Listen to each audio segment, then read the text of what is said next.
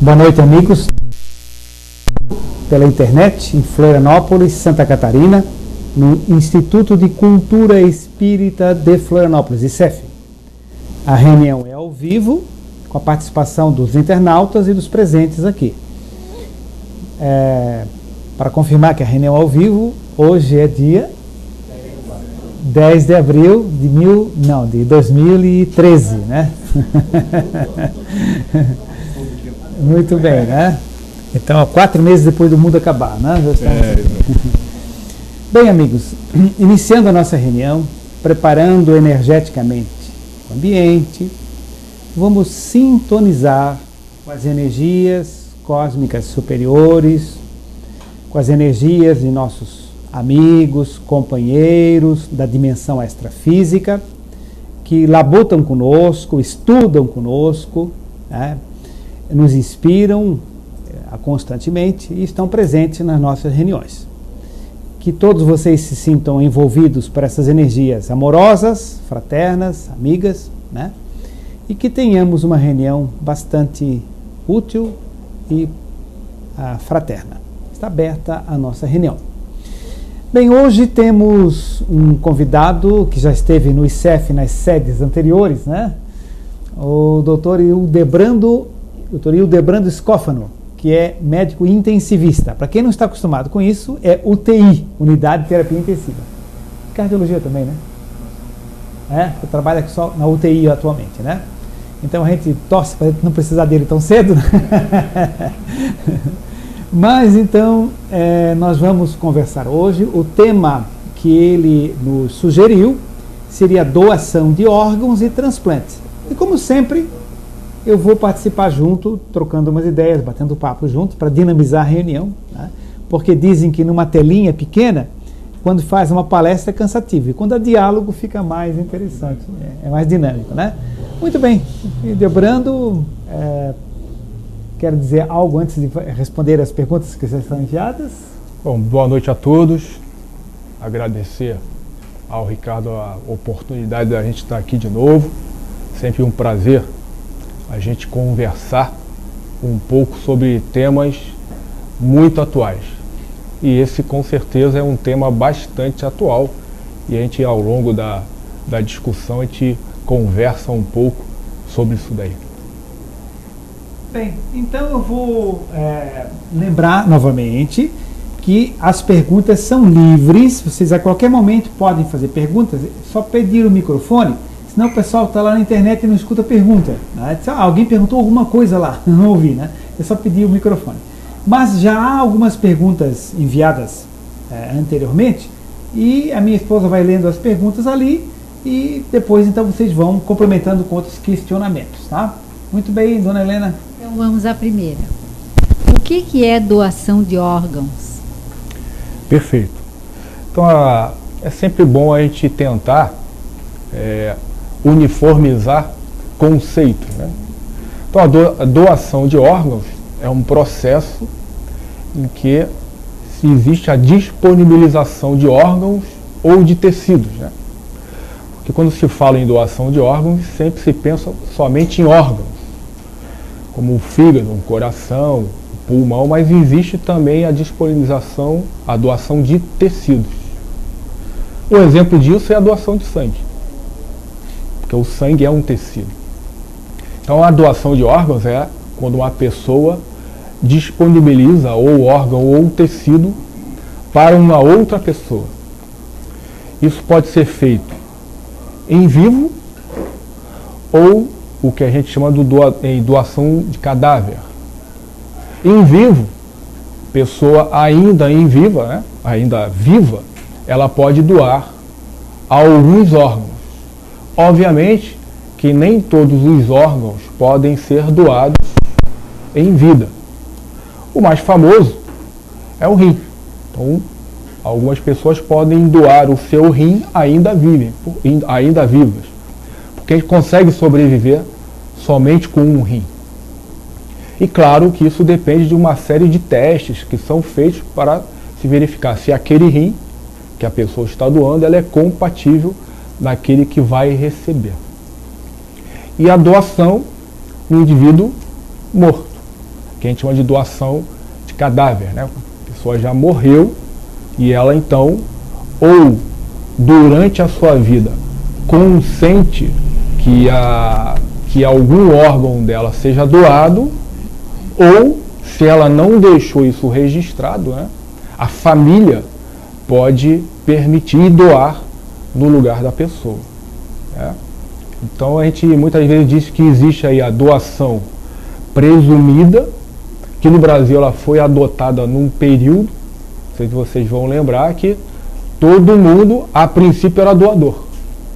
Não sei se vocês vão lembrar desses. Durante um período todo mundo era doador. Foi muito polêmico e ela depois voltou a ser o que a gente chama de doação consentida, que todos nós temos que consentir em vivo, né? Ou se a gente não consentiu, quando morreu, a família pode ou não fazer isso por cada um.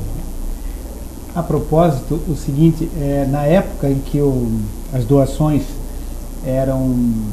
não eram consentidas, eram presumidas, né? Ocorreram diversos problemas a nível espiritual muito interessantes. Não sei, depois no decorrer a gente vai voltar até o assunto, né? Mas espíritos que ficavam extremamente aborrecidos, indignados, chocados, porque não lhes foi permitido optar em vida doar um órgão. E foi feito o transplante depois de eles estarem desencarnados, e eles ficaram extremamente irritados com isso e até que geraram uma série de problemas, que a gente pode depois voltar a discutir, para as pessoas que receberam órgão e para as equipes e tudo mais, né? Porque foi feito compulsoriamente sem a licença dele antes, quando estava vivo, né? E hoje parece que não existe mais, né? É porque hoje a lei exige que haja o consentimento, ou dele, ainda em vida, ou da família, né? Isso é obrigatório. Então, aquela etapa que a gente passou alguns anos atrás, né, que todo mundo era doador de forma presumida, isso acabou. De uma forma geral, no mundo inteiro é assim.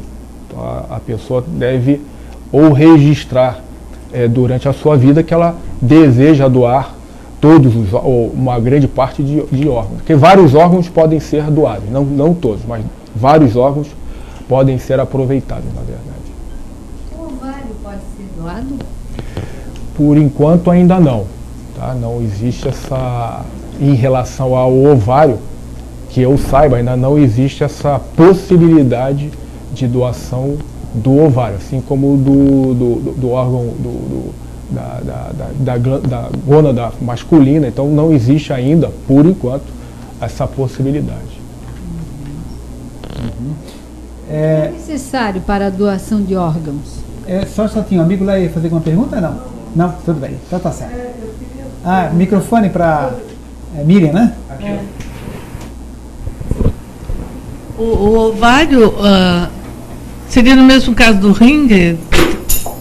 Tem dois ovários? Se for, mas não é nem por isso não. Acho que é uma questão técnica mesmo. Ainda não se tem essa técnica da doação, né, do implante, na verdade, do ovário. Né? Tá? Muito bem. Mais alguém ia fazer algum questionamento sobre até esse momento? Então, só respondendo a pergunta do que é necessário para a doação. Sim. Então, na verdade, para a doação em vivo, é necessário o consentimento da pessoa. Né? Essa disponibilidade dela doar o seu rim, por exemplo. Na pessoa morta, claro que também deve haver esse consentimento dela ou da família. E, obviamente, como o nome já diz, no doador de cadáver, ele está morto. Né? Óbvio, é isso. Mas hoje, a definição de morte não é mais como era há anos atrás, da morte, da parada cardíaca. O coração parou, o indivíduo está morto. Então, a definição de morte hoje é da morte cerebral. O cérebro parou, o indivíduo, então, ele é designado como morto. E claro, né, isso aí em algumas pessoas ainda gera uma série de insegurança. Poxa, mas será? Dúvidas, né? Mas será que o indivíduo com o cérebro morto está morto mesmo? Sim. E claro que para isso existem vários critérios. O Conselho Federal de Medicina, isso no mundo inteiro, não é só o Conselho Federal de Medicina. Existem critérios mundialmente aceitos critérios clínicos de morte cerebral. Então, o que é um critério clínico?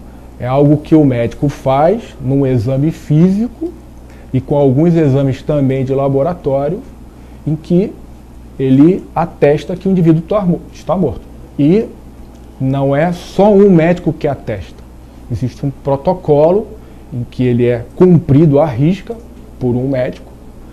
6 horas depois, no mínimo, um outro médico que não pode estar envolvido na equipe de transplante, isso até por uma questão de conflito aí de interesse, ele também faz o mesmo teste. E aí se detecta que o indivíduo está morto. Isso é suficiente? Não. O Brasil é um dos poucos países do mundo que, além disso, exige por lei que outros exames sejam feitos. Que exames? Então, ele tem exames que medem o fluxo, né, para o cérebro, o eletroencefalograma, e o que a gente chama de padrão ouro é um exame que geralmente, pelo menos aqui em Florianópolis, é o mais realizado mesmo, que é a arteriografia, né, que é a injeção de contraste nas artérias do cérebro, que demonstram que não existe, na verdade, fluxo sanguíneo para o cérebro. E aí sim é determinado, realmente esse indivíduo ele está morto. Então existem critérios para isso daí. Então não é algo que você acha que ele está morto, não é assim. Então tem toda uma série tem um protocolo que ele é seguido à risca, até para que todos saibam, não, realmente o indivíduo está com o seu cérebro morto. Consequentemente, com o cérebro morto, o indivíduo é dado como morto. Mas a medicina consegue fazer com que esse indivíduo seja mantido com o seu coração, com as suas funções vitais, durante um período? Sim. Ou seja, batendo. Batendo. Sim. Há quanto tempo? Isso nunca vi na minha vida, assim, como médico intensivista, com que isso fique mais do que 5 dias. Então, o indivíduo, com todo o suporte de terapia intensiva, ele ainda pode ficar com o coração batendo, né? Com medicações, mantendo pressão, durante ali 24 horas, né? Um dia até 5 dias. Por quê? Não mais do que 5 dias. Porque o corpo começa a entrar em colapso mesmo. Então as medicações que são infundidas, elas conseguem ir até um determinado nível. Depois o organismo, ele consegue, ele entra em colapso. E por mais que se tente, tem uma hora que começa, o rim para, né? Então o organismo vai entrando no que a gente chama de colapso. Eu lembro que no tempo de universidade, a gente estudava coração, batimentos cardíacos, etc., em rãs, né? Então essas rãzinhas eram anestesiadas, né? E se seccionava a medula, né? Aqui, eram anestesiadas, e aberto o tórax da rã, retirado o coraçãozinho e colocado num pirizinho, apropriado tecnicamente, né? Uma solução de Ringer, né? Não sei se ainda usa, né? Solução de Ringer chamava, que tinha eletrólitos ali e tal. Então aquele coraçãozinho era colocado ali e ele ficava batendo naquele pirizinho ali, com aquela solução de Ringer, só o coraçãozinho ali, né? Também menor que um coração de galinha, mais ou menos, né? Então ficava ali e ficava batendo, sozinho. Ficava batendo durante a aula inteira, que nós tínhamos ali, durante horas.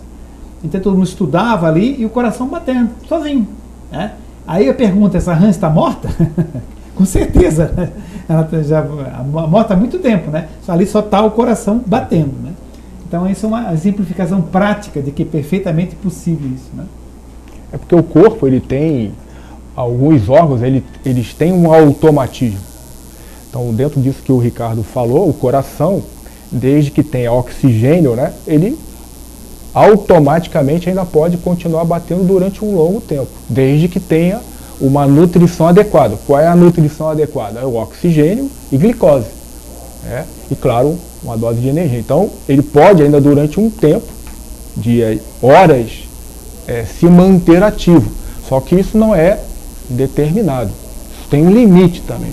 Então, por mais que a medicina tenha avançado no que nós designamos como suporte avançado de vida, mas isso também tem um limite. Mas, o que é importante todo mundo saber? Que existe, para um indivíduo ser designado como o cérebro está morto, tem todo um protocolo, né, que ele é seguido à risca, com um exame que sela realmente, não, essa pessoa ele está morta. Para vocês verem que às vezes na arteriografia, no exame clínico, aliás, esse indivíduo a gente acha que ele está morto. Quando ele faz a arteriografia, existe um filetezinho de sangue. Então, não, ele não está morto. Mas o exame clínico aparente, esse deve estar morto. Mas o exame não comprova isso. Tá? Isso é importante porque o Brasil é um dos poucos países do mundo em que é obrigatório esse exame, né? Seja por arteriografia, por eletroencefalograma, ou por Doppler, né? Que é um exame, é um ultrassom para verificar se tem fluxo cerebral. Então isso é obrigatório por lei no nosso país. Embora, curiosamente, às vezes o paciente esteja morto biologicamente, mas ele não está desencarnado, que é um fenômeno diferente, né? Que morrer não quer dizer desencarnar. Às vezes o indivíduo está completamente morto biologicamente, até enterrado, né? Cremado e tudo mais, mas ele ainda está energeticamente ligado com um laço fluídico ou vários laços fluídicos, está ligado com o seu corpo espiritual ao corpo biológico. Ele pode estar ainda unido, e essa união às vezes pode perdurar muito tempo, né? Então são situações de que hoje, quando há o transplante consentido, né? Então é algo que é tranquilizador, porque esse indivíduo, esse espírito está lá, ele está feliz porque está ajudando alguém com um órgão que ia ser devorado pelos vermes na terra, né? Então, ao contrário de que quando essa doação era feita compulsoriamente, né, sem consentimento, ele pode estar numa situação completamente diferente em termos de energia e transfundindo essa energia muitas vezes com energias de baixíssima vibração para aquele que estava recebendo, né? É interessante esse comentário do Ricardo, que nisso pode surgir uma pergunta. O indivíduo com o seu cérebro morto, em que ele é atestado como clinicamente morto, o espírito ainda pode estar ligado? Teoricamente, sim. Em tese. Depende de uma coisa, do apego. Mas isso não vale só para o indivíduo quando o cérebro está morto. Vale para N situações. Se ele morreu e está enterrado, se ele foi cremado.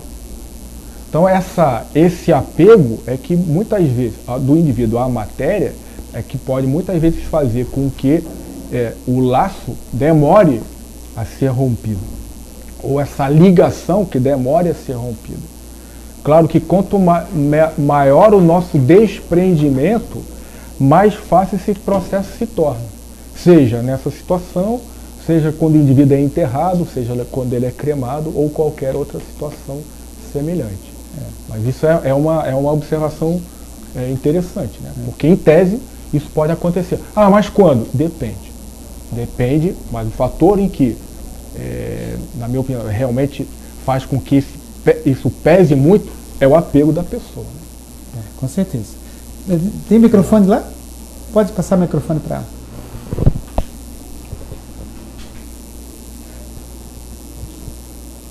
Tem alguma diferença entre o cremado e o enterrado para o espírito?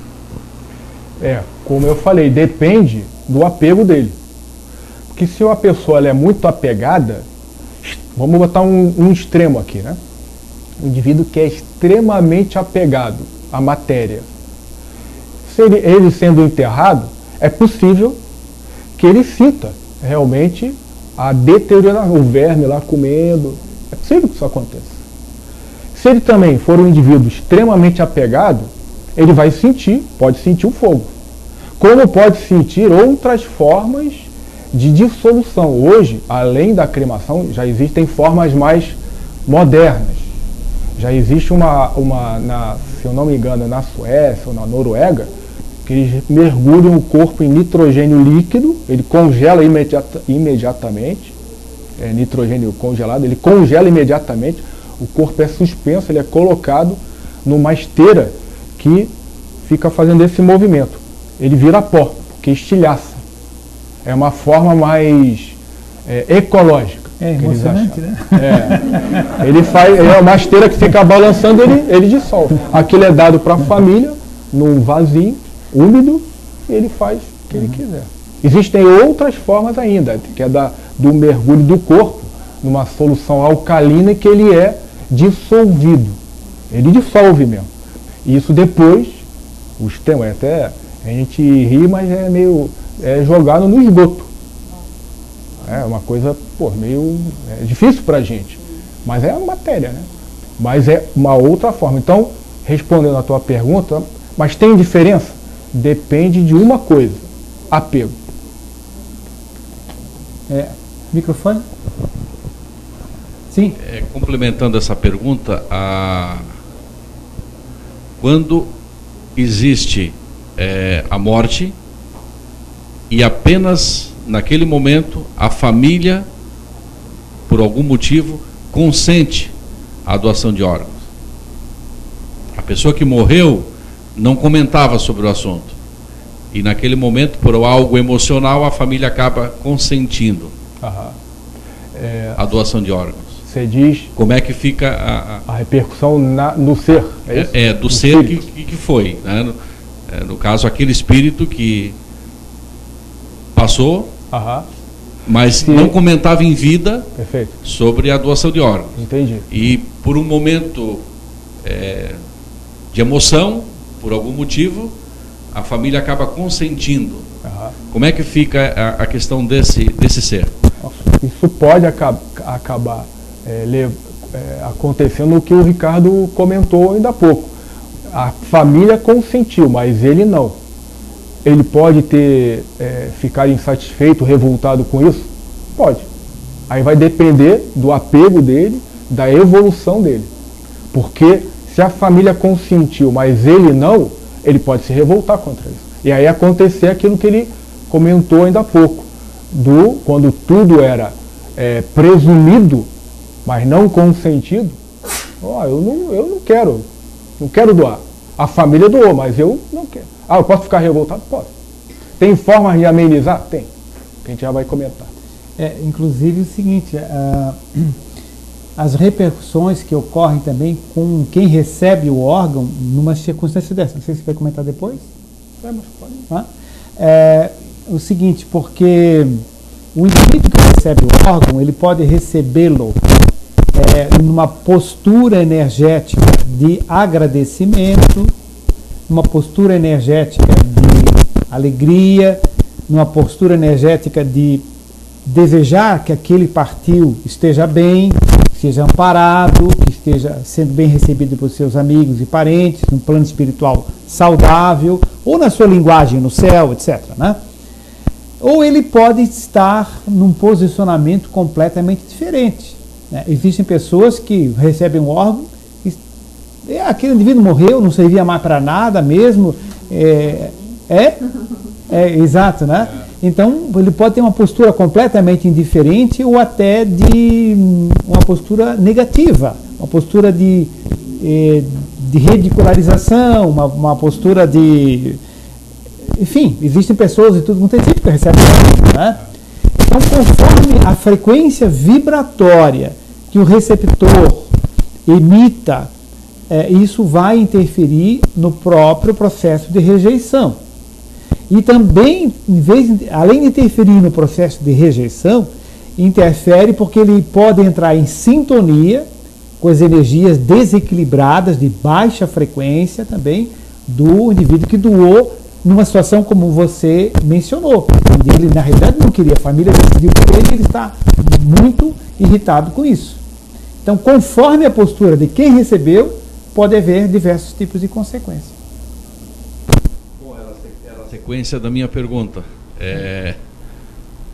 No caso da pessoa, por exemplo, na vida dela, surgiu de repente, quase que de imediato, que ela precisa de um transplante. O que a espiritualidade vê, se para ele seria o caminho para ele desencarnar, e por consequência disso veio um transplante assim quase que imediato e se salva essa vida? O que a espiritualidade vê a respeito dessa questão? Sempre é bom a gente frisar que o transplante de órgão, ele é uma evolução da medicina que acompanha a evolução do mundo em si, tá? Eu vejo isso daí com bons olhos, porque é uma oportunidade que o ser tem de prolongar a sua vida enquanto encarnado. Porque a vida intrafísica, ou a vida encarnada, ela é fundamental ainda para a nossa evolução. Então, tudo que a gente pode fazer obviamente, buscando uma boa qualidade de vida para que a pessoa prolongue a vida, ele é, a princípio, útil para aquela pessoa. O grande questionamento que se tem hoje porque a expectativa de vida ela vem subindo gradativamente. No Brasil, ela já bateu nos 73 anos. No Japão, 83 anos. E ela está subindo. Muitos de nós poderemos ser centenários, que é a quinta idade já. Agora fica sempre aquela pergunta: vale a pena, a qualquer custo, aumentar a expectativa de vida com uma qualidade de vida ruim? Essa é a questão. Então, se um indivíduo com aquele transplante ele pode melhorar a sua qualidade de vida, ela é útil, mesmo que isso venha, esse transplante venha de última hora. Isso é bom para ele? Pode ser bom para ele? Pode, em tese, porque é a oportunidade que ele tem de permanecer ainda no plano material. Por quê? Porque a nossa evolução no plano material, ainda no estágio em que a gente se encontra, ela é fundamental para a nossa evolução. Em algum momento, lá na frente, muito lá na frente, a gente não vai mais precisar dela. Mas no momento, no nosso momento, ela ainda é fundamental para o nosso aprendizado e, consequentemente, para a nossa evolução. Inclusive, Odebrando, no caso da pergunta bem interessante que o nosso amigo lá efetuou, se for fundamental que esse indivíduo retorne para a pátria espiritual, retorne para o mundo espiritual, e que seja improdutivo ou desnecessário a permanência dele aqui, evidentemente terá na sua estrutura energética, no seu perispírito, que é o corpo espiritual, terá todo um conjunto de energias, de vibrações, que gera uma espécie de autoprogramação. E o transplante não vai funcionar. Certo? Porque esse transplante não será benéfico para ele. Então, ele poderá ter uma vida muito mais tranquila, muito mais saudável, muito mais alegre, muito mais solto, correr nos campos da espiritualidade, né? Caminhar, passear, ver as flores, ver os amigos, né? E estar super bem fisicamente, em termos de físico do corpo espiritual, né? Lá. E aqui esse transplante não traria benefícios para ele em termos de evolução espiritual. Então, nesse caso, não vai dar certo.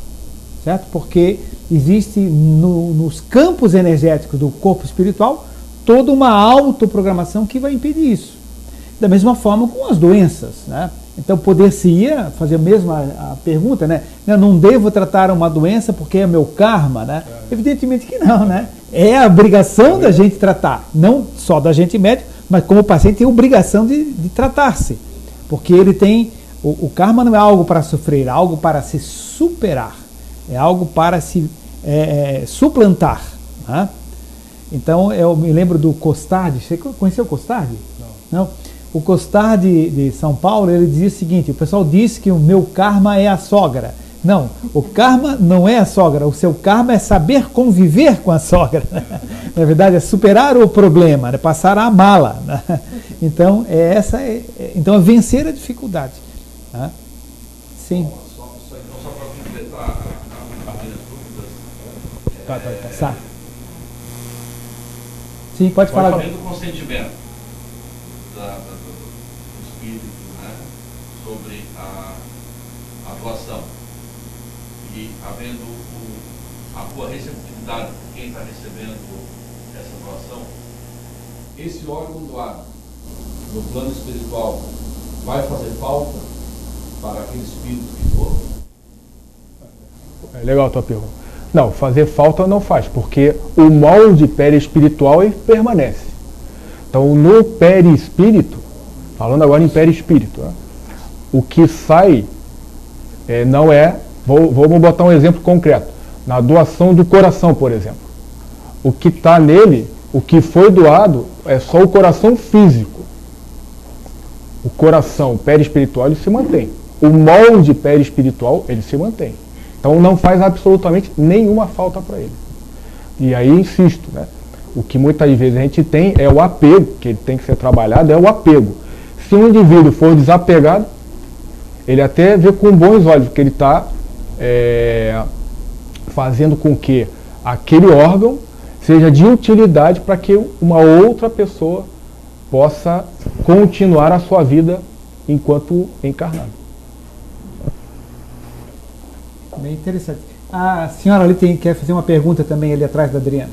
Isso. Muito bem. Eu queria saber, doutor Hildebrando, se na doação de órgãos, se existe limite de idade e se esse órgão que vai... o quê? Limite de idade. Limite de idade. A pessoa se tem que ter um certo... né? E se esse órgão que vai ser doado, ele também passa pelo teste, né, para ver se é compatível, mesma coisa que em vida. Tá bom, beleza. Então, tem um limite de idade.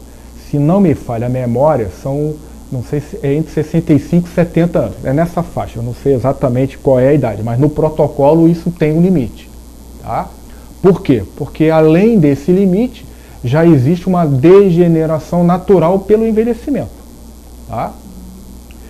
A outra pergunta, existem exames que são feitos? Existe uma bateria extensa de exames em relação à compatibilidade, tá?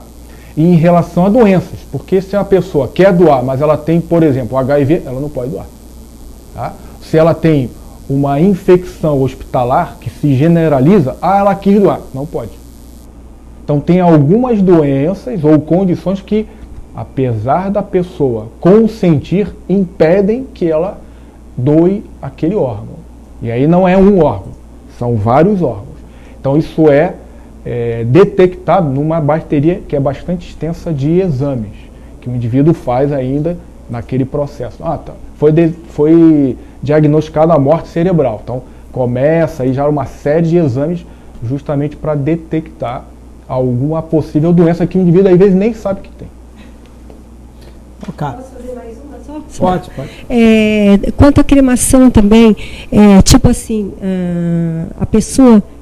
a família pode cremar simplesmente sem a pessoa comentar em vida? Teria algum problema com o espírito que vai, se a família crema e a pessoa não foi, a pessoa nunca comentou, não se manifestou? Existe alguma interferência do espírito aí ou não? Sempre dependendo do apego. Sempre dependendo. Porque quanto mais... Vamos imaginar aqui que a pessoa nunca conversou realmente com a família sobre isso. Mas, uma pessoa desapegada, até espiritualizada, não há problema. Agora, uma pessoa que é extremamente aferrada à matéria, ela, independente de ser cremação, se for inumação, né, que a gente chama, também pode sofrer. Não pode dizer, sempre é assim. Não, nunca é assim. É uma possibilidade. Porque são muitas variáveis, né, que estão em jogo e que a gente não pode dizer, é só por causa disso. Não. São coisas que podem interferir. O senhor lá atrás. Algumas religiões elas se opõem ao transplante de órgãos. Alguns povos são inteiramente favoráveis, algumas religiões também são favoráveis. Como é que está o balanço atualmente nesse sentido? Mais perto do microfone, sim. Como é que está o? Como é que está o balanço atualmente nesse sentido? Porque, Olha, por exemplo, os evangélicos eles não aceitam a doação. Os muçulmanos provavelmente também não. Mas se a gente pensar, por exemplo, no povo brasileiro, a grande maioria aceita. Talvez os americanos, muitos aceitam, mas tem povos ao redor do mundo aí que eles não aceitam o transplante. Como é que está o balanço geral aí nesse sentido? Eu não saberia dizer ao senhor exatamente como é que é como outras religiões encaram essa questão. O que eu sempre penso é que, pelo menos, a doutrina espírita, que é o nosso caso, a gente reconhece como um grande benefício, tanto para quem doa, quanto para quem recebe. Porque é um ato de amor, é um ato realmente de caridade. E que a gente só tem que trabalhar uma coisa, o apego. É o desapego. E eu vivo, como eu trabalho em UTI, eu sei quanto é difícil para uma pessoa, para uma família que tem um jovem que acabou, eu vou citar o exemplo típico. É a pessoa o jovem que teve um acidente de moto, ou um acidente de carro, e teve um traumatismo craniano grave e teve sua morte cerebral.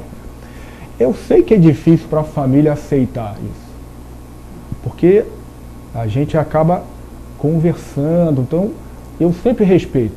Se a família nega, eu sempre respeito. Mas, se ela dá brecha, a gente tenta introduzir essa questão da doação, da caridade que ela vai estar fazendo em benefício do outro.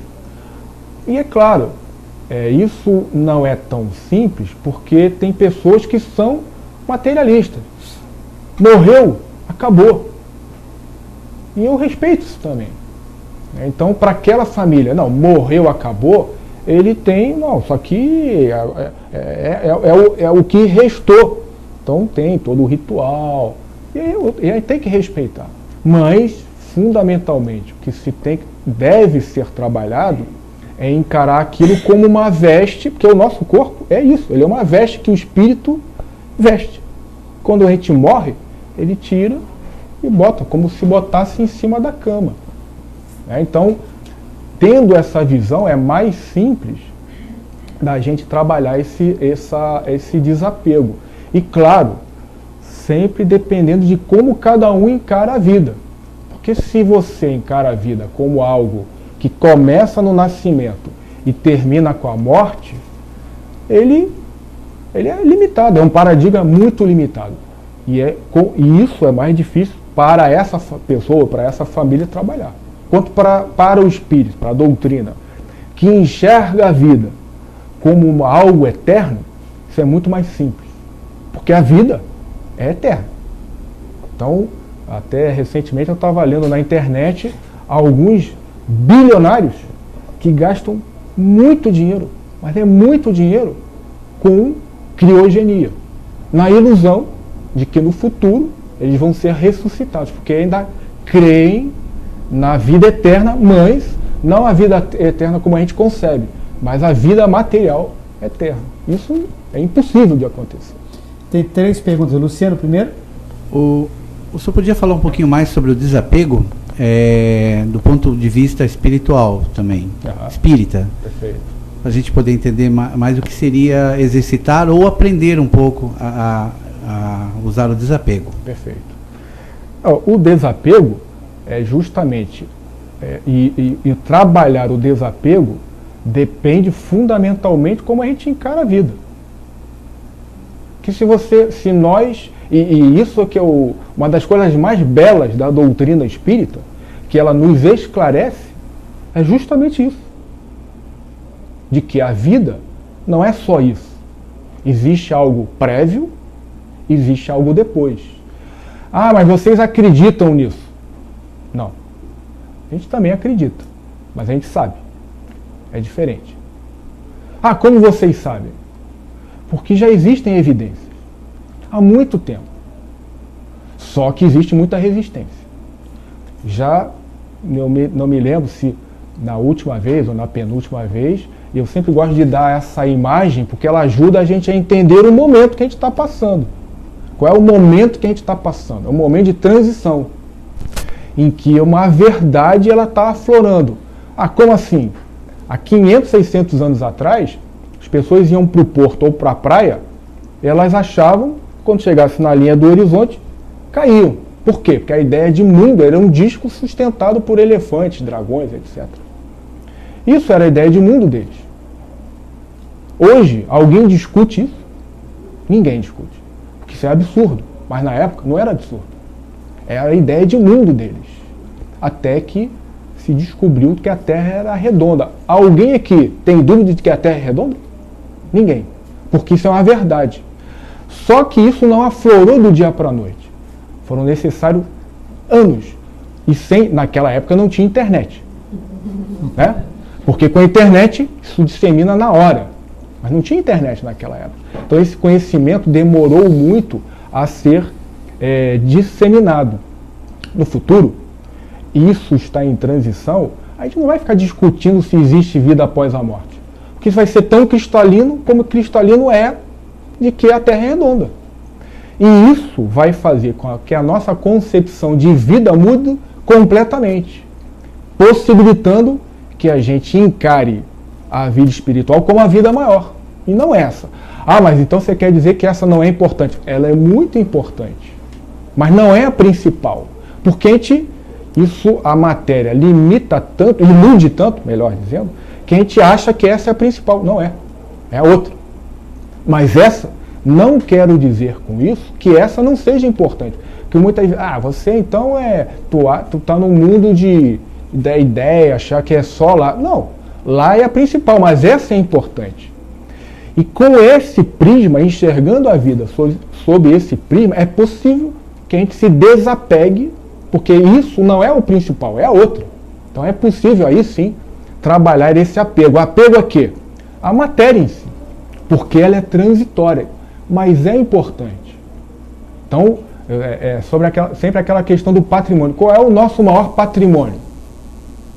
É o dinheiro que a gente acumula? É o bem que a gente acumula, que a gente tem? Ou é aquilo que a gente leva? Porque daqui a gente só leva uma coisa. Só. Poucas coisas a gente leva daqui. A nossa experiência, o nosso pensamento e o nosso sentimento em relação às outras pessoas. A gente não leva mais nada. Esse é o teu patrimônio, que a gente tem que construir vagarosamente, porque não existe milagre nisso. Então essa mudança de cada um é algo que é a missão de cada um, porque estava conversando com o Hugo, ninguém muda ninguém. Só quem muda você é você. O máximo que você vai fazer com o outro é influenciar o outro. Como? Falando ou com o teu exemplo. Mais nada. Só isso que a gente faz com o outro. O resto é missão de cada um. Então o desapego, ele deve ser trabalhado sob essa ótica. Mas e um indivíduo materialista? Aí é difícil. Não vai. Se a vida para ele é só a matéria, ele vai ser um eterno apegado. Não tem como, porque a crença dele, que eu respeito, é essa, que também é uma crença. O materialista, ele é um crente de que a verdade única, a realidade única é a matéria. Tem alguém lá atrás que queria fazer um questionamento? Quem era você? Você. Eu queria saber como que funciona o choque de energia desse órgão que está sendo transplantado. Se a espiritualidade trabalha também, porque o órgão vem de uma pessoa com uma determinada energia e vai para outra com outra energia. Eu queria saber como que funciona isso. O seguinte, o órgão transplantado, ele é um conjunto de tecidos e um conjunto de células, né? E isso está mergulhado num campo de energia vital ou fluido vital. Sei que você sabe isso, mas só para o raciocínio chegar. Então está mergulhado nesse campo de fluido vital. Quando um órgão é levado vivo, né, as células estão vivas, elas estão cheias de fluido vital, ou de energia vital, ou bioenergia, ou prana, que é a mesma coisa.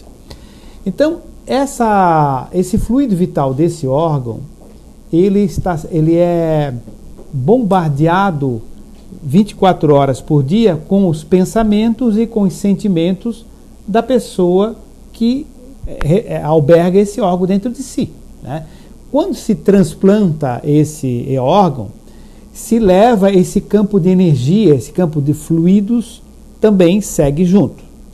Só que isso depois, como o órgão é integrado com os tecidos todos, né, esse fluido vital ele se desgasta com o tempo automaticamente e é substituído pelo fluido vital do receptor que está recebendo o órgão.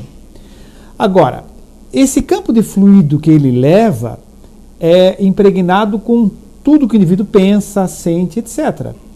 Então, acho que no final deve ter um questionamento sobre essa aí também, pelo que eu vi, mas há pessoas que, ao receberem esse campo de energia, elas, por uma fragilidade psicológica, ou que é uma fragilidade espiritual, psíquica, elas se sentem, de certa forma, influenciadas por isso. Isso não é determinante, é extremamente pessoal e individual. Há pessoas que sentem mais, que sentem menos, mas recebem esse campo de energia, sim. Esse órgão traz esse campo de energia. Tá? Mas, acima de tudo, o indivíduo que recebe o órgão, ele é um ser pensante, ele é um espírito. Nós somos espíritos. Tá? Então, se eu recebo um outro órgão, espero que não, se eu recebo um outro órgão daqui a pouquinho, o que acontece? E eu, com o meu pensamento, com o meu sentimento, eu vou envolver isso e vou criar um novo campo de energia nesse órgão. Mas que ele vai trazer alguma coisa, sim. Ele traz um campo de energia cuja influência vai depender da minha postura, basicamente. Em resumo, seria isso. Não sei se você acrescentaria isso. Tá? O órgão, quando ele é, vamos dizer assim, enxertado, então ele passa a receber o comando mental de quem está recebendo, do receptor. Isso pode influenciar na pessoa? Pode. Então isso é o que na medicina eles chamam de memória celular, que está sendo estudado, né? Sem esse cunho espiritual, energético que o Ricardo falou. Então eles chamam, isso é memória celular. O que é memória celular? Está sendo estudado. Por enquanto ninguém chegou a conclusão alguma, fica só na teoria, né? Por quê? Porque dependendo da corrente da medicina, a maioria ainda não admite esse paradigma. Ainda não admite esse paradigma. Pode ter influência? Pode. Depende da sintonia entre a mente daquela pessoa que está recebendo e, obviamente, dessa energia do órgão que está sendo enxertado naquela pessoa. Se tem sintonia, pode haver influência. Se não tem sintonia, não acontece nada. Ele só passa a receber o comando mental daquela pessoa que está recebendo. Muito bem. Se alguém tem alguma pergunta, eu esqueci de chamar, é só levantar o dedo. Mas tudo bem, da internet? Uma pergunta da internet que é da Betânia, de Florianópolis. O fato de a pessoa em vida optar pela doação de órgãos após seu desencarne indica um certo grau de desapego à matéria? Eu penso que sim. Mais do que um desapego, indica um grau de compaixão pelo outro. Porque é um ato, realmente, a doação... quem é que aqui doa sangue? Alguém doa sangue? Isso. A doação de sangue também pode ser encarada da mesma forma. É um ato de compaixão pelo outro. A doação de órgãos, a mesma coisa. Então, significa que a pessoa já tem um grau de desapego, porque sabe que aquilo ali vai ficar para a terra, né? Vai se transformar em matéria, né? Matéria acaba se transformando, né? Fica como matéria. Mas com certeza já indica algum grau de desapego, de sensibilidade, de compaixão pelo outro. Porque é um ato realmente de compaixão. Você se... É como, vamos dizer, como doar a roupa, né? Você está doando uma parte dessa roupa que a gente temporariamente veste enquanto a gente está encarnado. Lá atrás, microfone lá para ela. Esse desapego, roupa, material, e o desapego assim, familiar, e o desapego até na hora que ele está desencarnando. Esse é o desapego, não? Também. Porque você desapegar da família. Eu não diria que esse é o principal, porque o laço familiar permanece. Quando a gente morre, o amor que você sente pelo teu marido, pai, mãe, filho, etc., pela família, ele permanece. Fica uma saudade, mas a certeza que em algum momento você vai reencontrá-los. Mas tem pessoas que são tão assim, apegadas? Ao outro, não consegue viver sem o outro, aquilo não vai fazer mal? Sim, aí um apego realmente é o que a gente chama de dependência. É uma hiperdependência. Essa realmente ela pode ser prejudicial. Mas isso desencarnado ou encarnado. Porque esse apego excessivo ao familiar, muitas vezes ele faz mais mal enquanto encarnado, e não quando está desencarnado. Porque todos nós somos dependentes uns dos outros. O ser humano, ele não nasceu para viver sozinho na caverna. Todos nós somos dependentes uns dos outros. Porque o homem é um ser social. Então a gente depende um dos outros. A hiperdependência é ruim. Quando é que a gente começa a suspeitar que ele está hiperdependente? Quando se essa pessoa aqui morrer ou separar de mim, eu também vou morrer. Isso é bom ou é ruim? Ser dependente é uma coisa. Agora, ser hiperdependente, se ele morrer, a minha vida acaba. Isso é amor ou é dependência? Porque o amor é algo fundamental para a gente, mas a vida segue. A gente fica com a saudade e com a certeza de que em algum momento a gente deveremos todos nos reencontrar. Ok. Da internet, alguma questão? Mais uma da Sarita, de Florianópolis. Doutor Hildebrando, se uma pessoa desencarna e é extremamente materialista, logo seu desligamento do corpo físico será mais demorado. Então, se a família doar seu coração, por exemplo, o seu espírito ficará ligado ao corpo físico do receptor? Eu não digo ao corpo físico. Isso pode até acontecer. Do apego, né, ser tão grande que ele tenha esse processo de acoplamento. Mas isso é sempre? Não. Depende de uma série de coisas, né? Até da atuação das equipes espirituais nele, doador, e no receptor também. Então não é algo... sempre acontece isso. Sempre acontece esse acoplamento, né, da pessoa que é materialista e apegada com quem está recebendo. Isso pode acontecer? Pode. Existem formas de amenizar? Sim. O quê? As equipes espirituais, a prece dos familiares por aquela pessoa. Então tem uma série de coisas que podem ser feitas para amenizar essa situação. Mas isso então é possível de acontecer? Que é possível.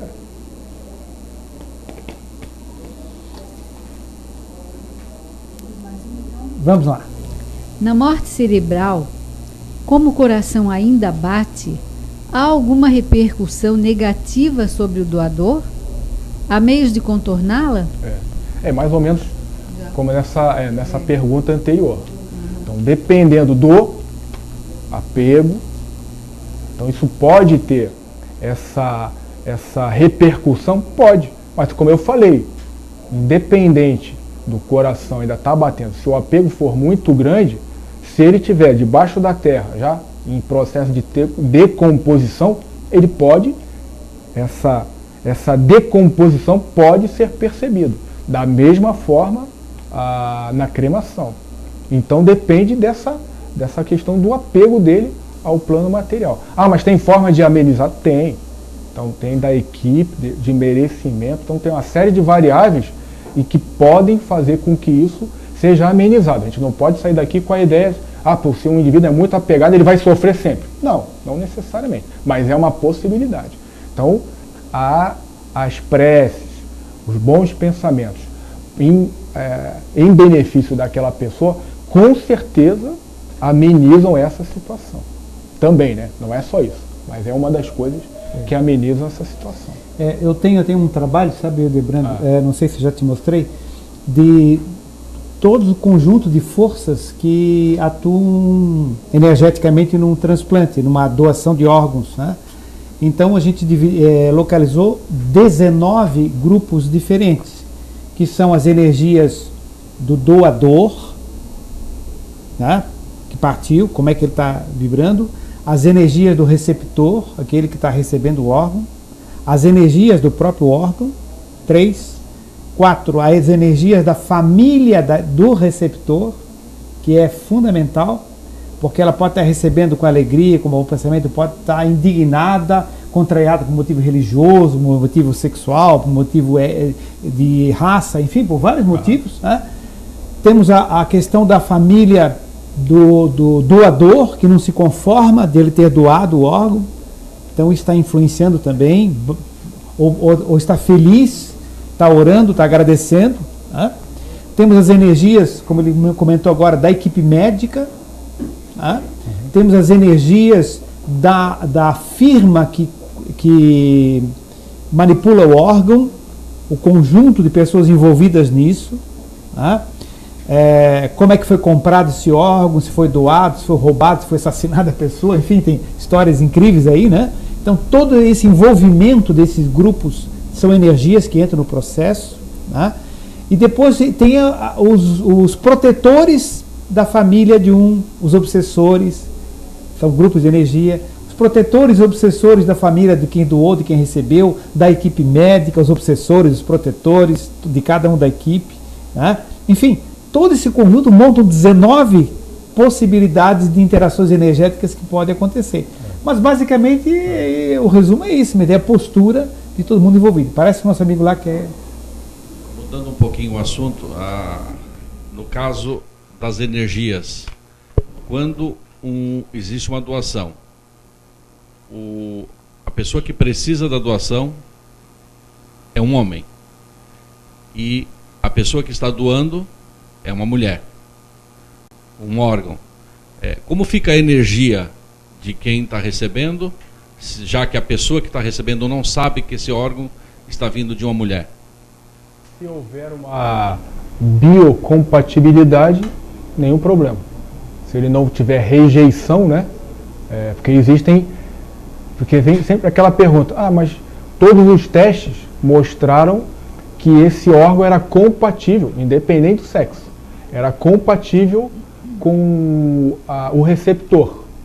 Ele pode ser rejeitado? Pode. Isso depende de quê? Tem uma série de coisas que a medicina não sabe e que o espiritismo já tem N explicações para essa rejeição, mas independente do sexo, sem nenhum problema. Então, nesse caso, o espírito receptor pode rejeitar o órgão? Até pode. Teoricamente, até pode. Muito bem, vamos adiante? O doador deve ser anestesiado? Essa pergunta é interessante, né? Porque então, você fala à vontade. Porque se a pessoa está morta, ela não precisa ser anestesiada. Se vai se anestesiar, então se tem dúvida. Mas, do ponto de vista médico, não há necessidade de anestesia. Mas olha, tem equipes que até fazem isso, porque isso eu já vi. A pessoa se move. Como assim? Se ela está morta, como é que ela vai se mover? Simples. Existe algo chamado reflexo medular. O que é o reflexo medular? Nós temos o nosso cérebro e a medula espinhal. qualquer estímulo que a gente faz em algum músculo, ele pode, é um reflexo que depende só da medula, porque o cérebro está morto, a medula não. A medula está íntegra, pode até, como o experimento da rã. Então tem reflexo que, se a pessoa pinça ali, ou se começa a cortar, pode haver algum movimento? Pode. Então, às vezes, se anestesia, ou se faz o que se chama de bloqueio neuromuscular. Até porque, eu já vi, a auxiliar de sala, ele está vivo, ele está vivo. Não é que ele está vivo, é por isso, por um reflexo medular. Então, às vezes, se anestesia por isso, para impedir a movimentação. Apesar, como eu falei, existem critérios atestando que o cérebro está morto. Se o cérebro está morto, o indivíduo está morto. Então não precisaria de anestesia. Às vezes se administra um bloqueador neuromuscular só por causa disso. Mas, respondendo à pergunta, não há necessidade realmente de anestesia. O único problema é se ele se levantar. É só para brincar um pouquinho.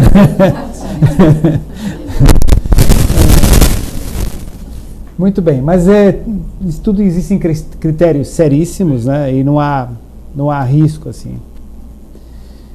Muito bem. Mas a nível espiritual, vamos dizer assim, a anestesia teria algum aspecto a ser salientado ou não? A anestesia é a única coisa que ela faz, ela atua, inclusive a nível perispiritual, e bloqueia temporariamente toda a sensação, né, do corpo físico para o perispírito. Aliás, ela age a nível de corpo etérico, né? Ela bloqueia tudo, então não passa nada. Seria isso daí, como se fosse assim um isolante, né? Temporário, claro. Mas assim, se o doador, né, estiver apegado ali, né, na situação que você falou, né, ele não vai sentir a dor? Pode acontecer, mas a anestesia, ela aí pode... Não seria assim, desculpa, não seria assim uma questão até de respeito. Microfonezinho, né, tá com o microfone? Entendi. O pessoal lá... sentido, assim, que eu penso. Passa o microfone, o pessoal lá em Minas Gerais não te escutou. A pergunta, repete rapidamente a pergunta. Tá assim, né? Nessa situação de anestesia, não seria interessante, no caso, se o doador for apegado, né? Que ele pode estar sentindo espiritualmente. Espiritualmente, claro. Em tese, ela não vai trabalhar o desapego, a anestesia não vai atuar. Então, essa repercussão, ela vai desaparecer? Teoricamente, não. Ela não desaparece. Ela pode até ser minimizada, mas a principal atuação nele não é de anestesia. É sim da equipe perispiritual que está lá do outro lado. Essa é a principal atuação. Psicológica, né? Exatamente. Tá. A Betânia fez mais uma pergunta. A ideia de compaixão pode funcionar como auxiliar no processo de desapego? Pode ser um caminho para auxiliar um espírito a se desapegar? Pode. Claro que não é a única coisa, né? Porque a compaixão, ela é um sentimento. Então, todo ser humano, todos nós, mais do que racionais, nós somos emocionais. Então, o trabalho só na razão, ele é ruim. E trabalhar só a emoção também é ruim. Então, trabalhar só a compaixão, que é um sentimento, emoção, ele pode ser importante, mas não é suficiente. Então, ele ajuda? Sim.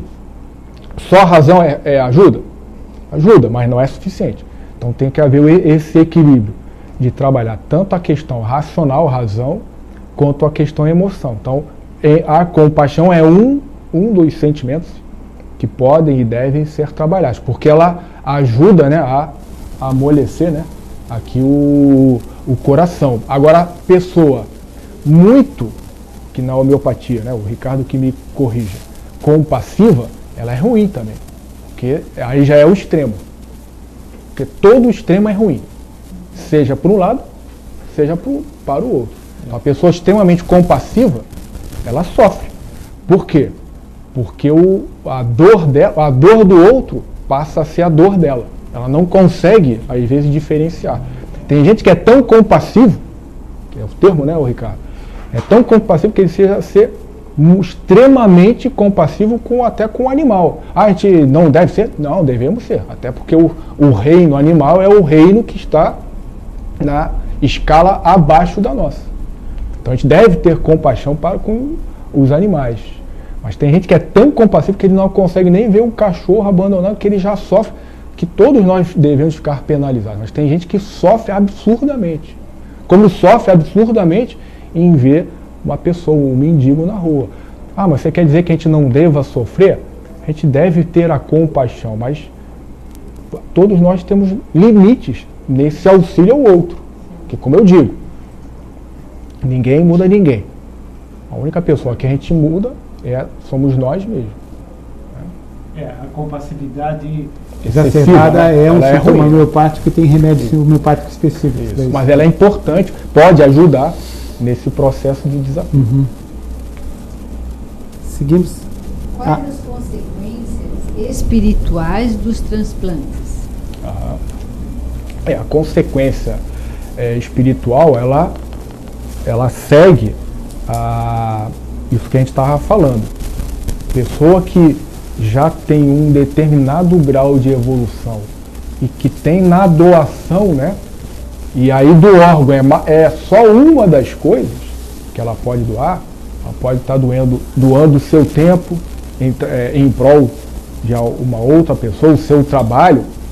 Ela tem consequências espirituais benéficas.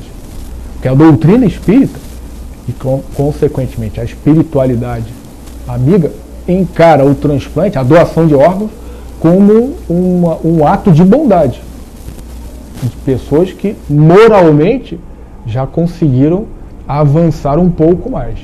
Então, do ponto de vista de quem está doando, é um ato de caridade.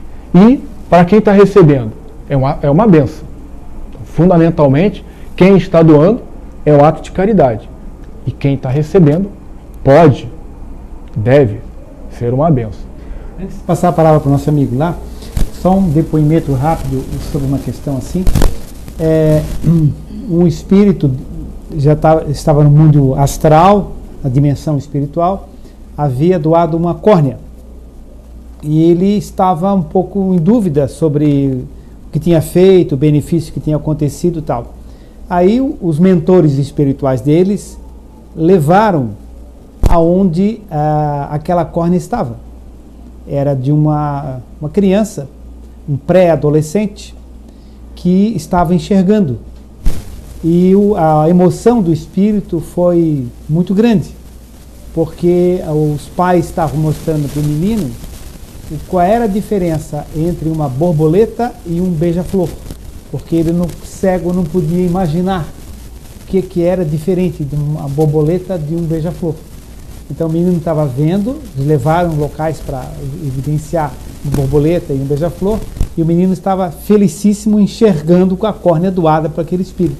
Então ele chorou emocionado e realmente concluiu que ele tinha feito algo maravilhoso. Vocês vejam assim, o benefício para essa criança, o que foi. Porque vocês já imaginaram, para a gente que já viu a luz, beleza, a gente já viu a luz. Para uma pessoa, um cego de nascença, se você perguntar o que é luz, não sei. O que é vermelho? Define vermelho. Nenhum de nós sabe. Quem não viu, não vai definir nunca. Então a bênção que é, nesse caso, o fato de alguém ter doado a córnea para ele. Então possibilita que aquele ser tenha uma qualidade de vida melhor, e no caso, se ele tinha uma doença crônica, né, uma insuficiência cardíaca, problema de coração grave, que ele recebeu um coração, que ele prolongue com uma boa qualidade de vida a sua vida, oportunizando a sua evolução. Então é uma bênção para quem está recebendo. E para quem está doando, é um sinal de desapego, né, de evolução espiritual. Tinha uma pergunta, acho que lá atrás. No caso de uma família, eu já ouvi casos editoriais a respeito desse assunto, de famílias extremamente materialistas, uma vida de materialismo, viagens, dinheiro, etc.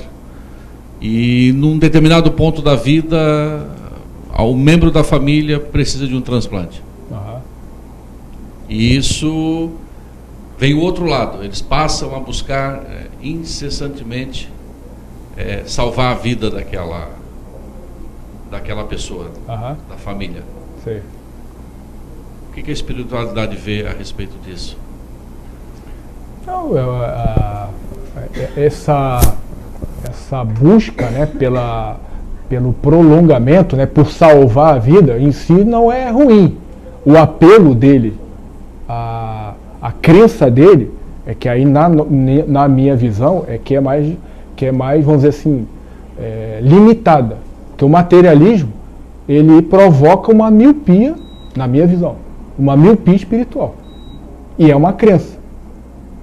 Ele acredita que não tem a vida após a morte. O espiritualista, ele acredita que tem a vida após a morte. Então também é uma crença. Né? Só que eu sempre insisto com os colegas até. Porque vocês espíritos acreditam em vida após a morte. Eu não acredito em vida após a morte. Eu sei que existe. É bem diferente. Como é que tu sabe que existe? Que tem evidência já. Vai estudar. Se tu estudar, você vai chegar à mesma conclusão que eu cheguei. Agora, estuda com a mente aberta. Que estudar com a mente fechada e preconceituada não vai chegar a conclusão alguma. Então o verdadeiro cientista tem que ver os fatos com a mente aberta e humildemente reconhecer que isso aqui eu não sei explicar, mas tem evidências já, e isso não é de agora não, isso é de muito tempo, de que existe algo além. Aqui mesmo tem um grupo de transcomunicação instrumental que vai ser no futuro, aí vou pedir para que vocês acreditem em mim, no futuro a forma de comunicação com o mundo espiritual vai ser por tecnologia. Isso no futuro. Aí eu vou falar uma coisa aqui, vocês vão achar que eu sou louco. Esse cara tá maluco. E eu vou respeitar isso daí. No futuro, vocês conhecem o Skype. Todo mundo aí, né, conhece o Skype. No futuro, nós vamos nos comunicar com o plano espiritual dessa forma. Vai ser o futuro. Esse é louco. E eu vou respeitar. Se vocês pensarem isso de mim, eu vou respeitar. Mas no futuro vai ser isso daí. Até, né, isso aí vai ser o futuro. Isso é de ficção científica. Muita coisa da ficção científica se concretizou. E isso também, quer a gente queira, quer não queira, em algum momento vai acontecer. Questão de tempo só, né? Só questão de tempo. Sim? O espiritismo é contra ou a favor do transplante? Ele é a favor. Por quê? Porque ele é uma bênção para quem está recebendo. É um ato de caridade para quem está doando.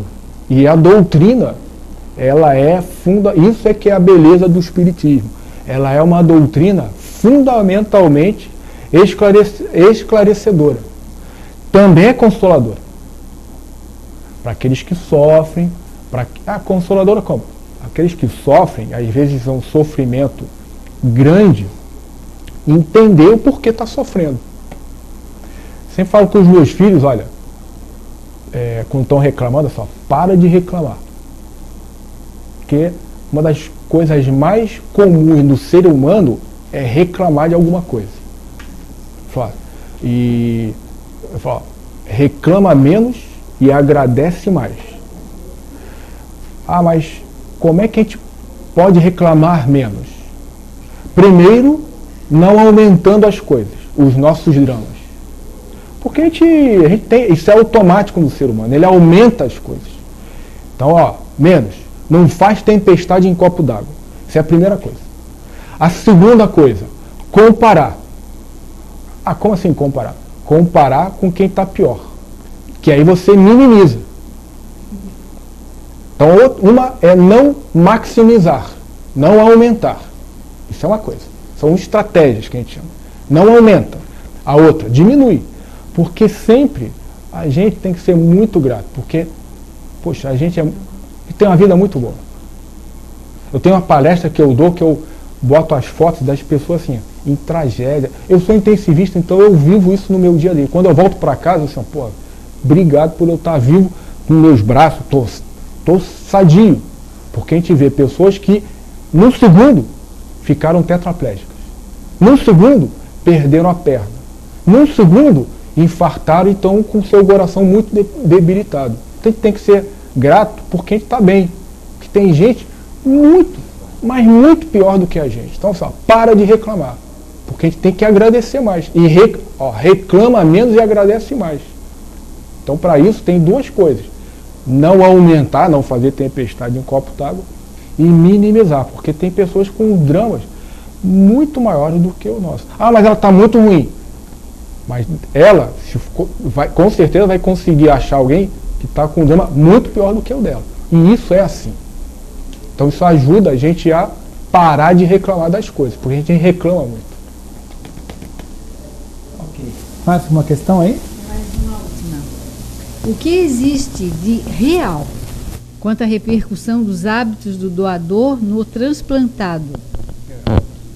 Isso é aquilo que a gente comentou ainda há pouquinho, né?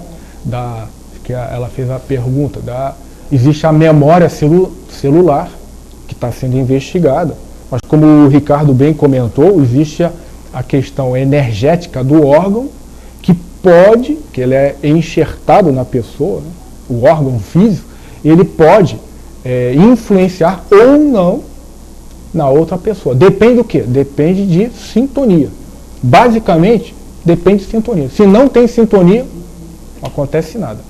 Lembrando que essa energia que o Ricardo comentou, ela vai se dissolvendo e passa a receber o comando mental daquela pessoa que é o receptor. Então pode haver essa influência? Pode, mas nem sempre ela acontece. Ok. Nós temos mais 2 minutos, praticamente. A última pergunta lá, então. Pode passar o microfone para ele, depois a gente encerra, então. Aí encerrou, né, Helena? Sim. Boa noite. Em relação à doação, em resumo, seria, então, uma programação a nível espiritual, tanto do doador quanto do receptor, a nível de evolução de ambos, tanto para aquela pessoa que precisa passar por aquilo, por aquela doença ou aquele momento que ela precisa receber o órgão, quanto também para aquela pessoa que de uma forma, né, de amor está doando o órgão. Deixa eu só ver se eu entendi direito a tua pergunta. Você está perguntando se aquilo foi programado dentro da programação espiritual em que tudo está sendo cabível para os dois, a nível de uma evolução para ambos. Entendi. Não necessariamente isso pode acontecer, tá? Mas não obrigatoriamente isso acontece. Por quê? Porque a pessoa que precisa de uma recepção do órgão é porque o órgão degenerou. Ele pode ter degenerado por uma programação, como o Ricardo falou, genética, mas pode ter degenerado, que é a maioria das vezes, por um abuso. Por um abuso dele. O hábito de estilo de vida, melhor falar, estilo de vida dele. Então, a doação pode surgir para ele como uma bênção. Como tem outra, a doação no futuro, o transplante de órgão no futuro, isso é algo temporário. No futuro, provavelmente ela vai ser abandonada. Pelo quê? Pela medicina regenerativa. Implante de célula-tronco. Não vou entrar aqui na polêmica célula-tronco adulta e embrionária, porque tem as minhas posições em relação às células-tronco embrionárias. Só isso aí é uma bela discussão, tá? Mas ela deverá ser no futuro substituída pelo transplante celular, que é um implante de células-tronco, né, no órgão. Ele vai se regenerando aquele órgão ali. E aí vai ser um capítulo, o transplante vai ser um capítulo na história da medicina. Ok. Então, gente, nós vamos agradecer aí ao nosso colega, né, pela excelente exposição, sempre muito simpática e concisa. Oportunamente vamos trazê-lo aqui quando houver possibilidade, né? Também nós nos oferecemos para quando quiser na sua casa também. Então, amigos, vamos encerrar a nossa reunião agradecendo a equipe espiritual pelas energias suaves que nos enviaram, pelas intuições, pelo fluxo de luz que se avizinha, se aproxima de todos nós, inclusive pela internet, o pessoal que está em casa, recebendo essas energias belíssimas, coloridas, perfumadas, cheio de pétalas de flores caindo sobre nós, que possamos absorver essas energias, integrá-las conosco e levá-las aos nossos lares. Está encerrada a nossa reunião.